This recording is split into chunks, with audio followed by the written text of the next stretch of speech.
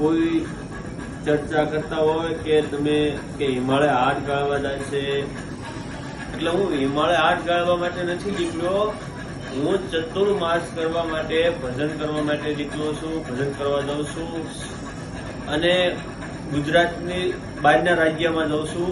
એટલે કોઈ એવી ખોટી ચર્ચા તમે ન કરો અને આવા બધા વિડીયા ફોટા જે મોકલતા હોય કે હિમાલય હાથ ગાળવા જશે, પણ હું હિમાલય હાથ ગાળવા નથી જતો. અને આવું ખોટા વિડીયો બધા બનાવવાના છે ને એ બધા બંધ કરજો તમે.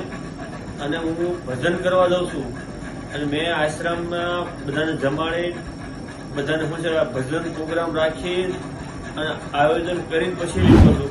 એટલે કોઈ તમે માનતા કે હિમાલય હાથ ગાળવા જાય છે, પણ હિમાલય હાથ ગાળવા નથી જતો.